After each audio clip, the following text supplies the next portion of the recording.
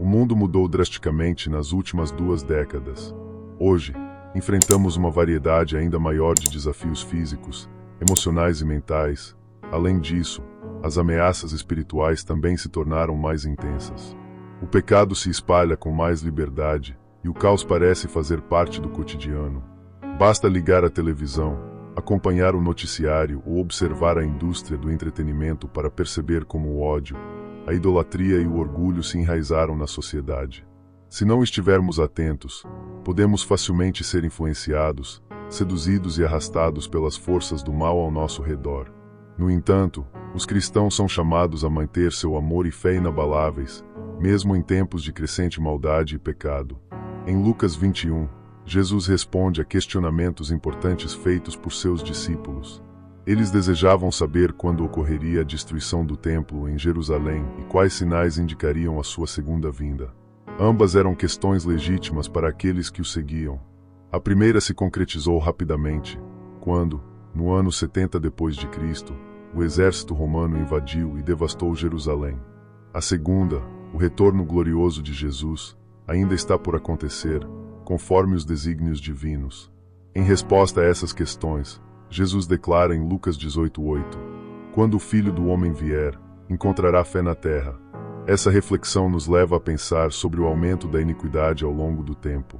Fica difícil determinar se ele se referia ao período antes da destruição do templo ou ao tempo que antecede sua segunda vinda.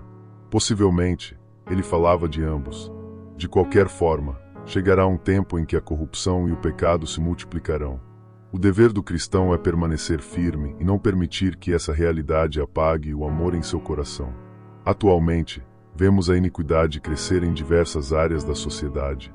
Muitos exploram os mais vulneráveis para obter ganhos financeiros. A violência impulsiva e a ganância desenfreada tornam-se cada vez mais comuns. Há um crescente desrespeito pela vida humana. Tristemente, até mesmo dentro da igreja, em alguns lugares, nota-se esse avanço da corrupção. Há grupos que, ao invés de acolherem os pecadores com graça e compaixão, adotam uma postura de julgamento severo. Demonstram mais justiça própria do que amor, condenando aqueles cujos pecados diferem dos seus. Devemos nos esforçar para ser pessoas cujo amor não se esfria, mas que, ao contrário, cultivam um relacionamento profundo e sincero com Deus. Não queremos ser aqueles sobre os quais as Escrituras alertam quando mencionam que o amor de muitos se esfriará. Mas como podemos evitar isso? A única maneira de garantir que nosso amor continue firme é manter um vínculo constante e vivo com o Senhor. Muitos enxergam o cristianismo apenas como um passaporte para o céu. Embora seja verdade que nossa esperança final está na eternidade com Deus, a caminhada cristã vai muito além disso. Ser cristão significa nutrir uma comunhão diária com Deus. Em Tiago 4:8, encontramos um princípio essencial para essa relação. Aproximem-se de Deus, e Ele se aproximará de vocês. Isso nos lembra que, assim como uma planta precisa de água e luz para crescer, nossa fé precisa de proximidade com o Senhor para se fortalecer. Se permanecermos em comunhão com Ele, nosso amor jamais se tornará frio ou indiferente. À medida que permanecemos ligados ao Senhor, nossa fé se fortalece, produzimos frutos e nosso amor continua vivo. Para isso, é essencial nutrir nosso relacionamento com Deus por meio da oração, da leitura da palavra e da participação ativa na adoração. No entanto, um dos aspectos mais fundamentais para crescer espiritualmente é viver em comunhão com outros irmãos na fé. O cristianismo nunca foi projetado para ser uma jornada solitária. Quando nos isolamos, nossa fé pode enfraquecer, em alguns casos, até se apagar. Um experimento realizado com ratos ilustra bem essa realidade. Em um ambiente solitário, um rato foi colocado em uma gaiola com acesso a uma substância viciante, e ele a consumiu constantemente. No entanto, quando a mesma substância foi disponibilizada em uma gaiola cheia de outros ratos, estes praticamente a ignoraram. Esse estudo demonstra como o isolamento pode nos tornar mais vulneráveis a influências destrutivas, enquanto a comunidade nos fortalece e protege. Da mesma forma, viver em comunhão com outros cristãos nos ajuda a permanecer firmes na fé, resistindo às tentações e dificuldades da vida. Embora sejamos diferentes dos ratos do experimento, a lição permanece a mesma. Quando estamos cercados por uma comunidade cristã, temos muito mais força para viver de maneira piedosa. Por outro lado, quando nos isolamos, nos tornamos mais suscetíveis ao enfraquecimento da nossa fé e ao esfriamento do nosso amor por Deus. Vivemos tempos difíceis, e o mal sempre existiu no mundo e continuará existindo até a volta de Cristo. Diante desse cenário, como você tem se fortalecido espiritualmente? Você tem cultivado amizades cristãs saudáveis? Uma excelente maneira de permanecer firme é encontrar um pequeno grupo de irmãos na fé com quem você possa se reunir regularmente, pelo menos uma vez por mês. O número de pessoas não é o mais importante. O essencial é que sejam pessoas em quem você confia plenamente, com quem pode compartilhar tanto suas vitórias quanto seus desafios. Esse tipo de comunhão proporciona um ambiente seguro para sermos sinceros sobre nossa caminhada com Deus. O inimigo deseja enfraquecer sua fé e afastá-lo do Senhor, tornando-o frio espiritualmente.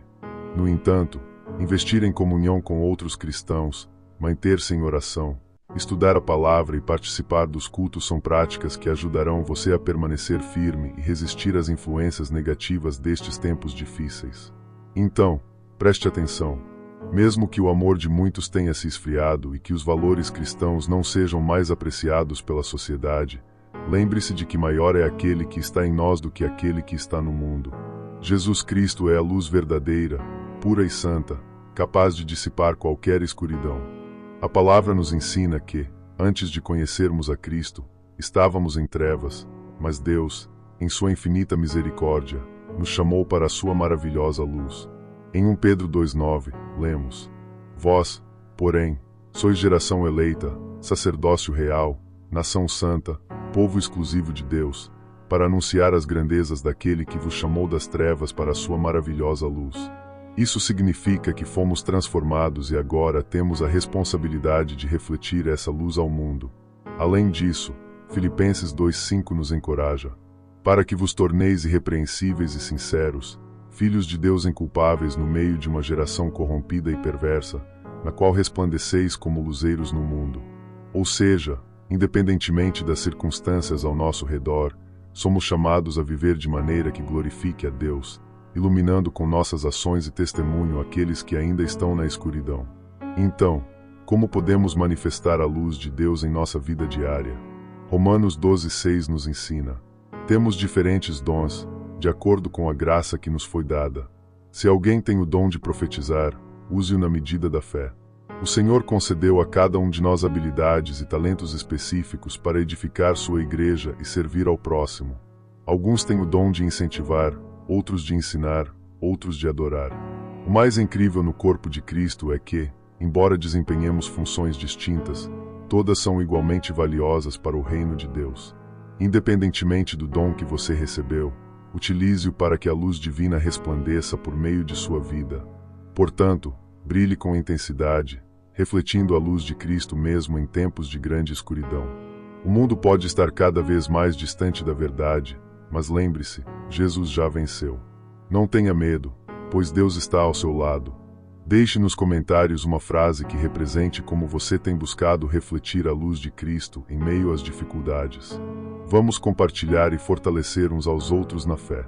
E se essa mensagem abençoou a sua vida, deixe o seu like, inscreva-se no canal e ative o sininho para receber mais conteúdos como este. Compartilhe com alguém que precisa ouvir essa palavra e vamos juntos espalhar o amor de Deus. Que o Senhor te abençoe poderosamente. Até o próximo vídeo.